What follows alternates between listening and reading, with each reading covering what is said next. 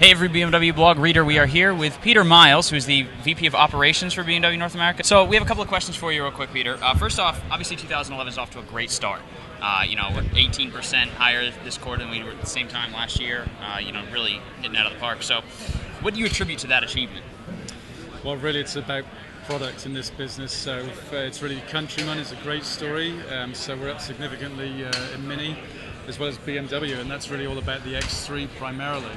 But we lead the segment in 5 Series without the 528xi.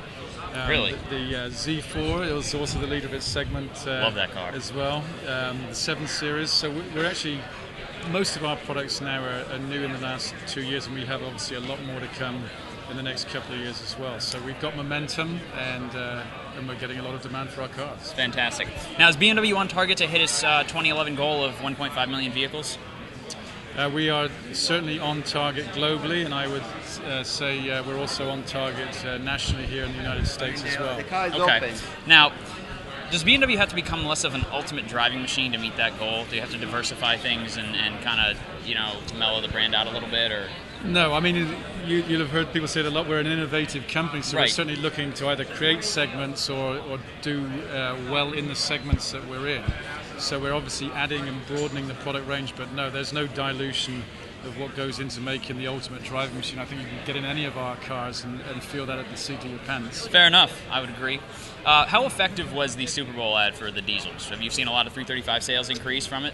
We have. We've certainly seen the demand for diesel going up and up. Both X5D and the 335D are supply constrained now, so we are the biggest X5 or SAV in the premium segment with a diesel engine in it.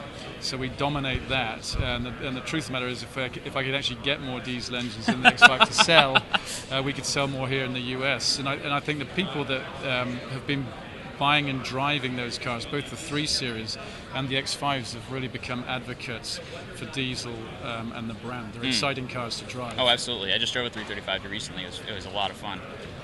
A lot of torque. Oh, yeah. It was amazing. So what are the legislative issues coming out of Washington right now that BMW is most concerned with, like CAFE with the 35.5 mile per gallon standard, all that kind of stuff? What are the things that are really on your radar? Yeah, I mean, the tough part is planning for the long-term future, because we know where we are in 2016. But similarly with electric vehicles, currently there's obviously subsidies on those cars. We don't know for how long those will exist, so it's difficult to really know which way the market's going to go, and that all the time is affected by the price of fuel. So right now we're seeing a lot of strong demand for minis in the US. We had a very strong March. It's a dynamic long-term situation, which means that we're covering all our bases in terms of what's going to become the dominant technology going forward. So whether it's diesel, whether it's petrol, and you see the 4-cylinder engine here with 20% greater fuel efficiency.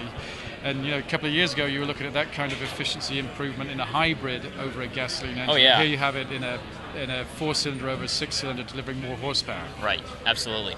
Now, what are any further expansion plans for Spartanburg? Are we going to see the X1 show up there at any point? Right at this moment in time, we've obviously just finished a significant investment in Spartanburg. So at this moment in time, there are no current plans to expand it further right now.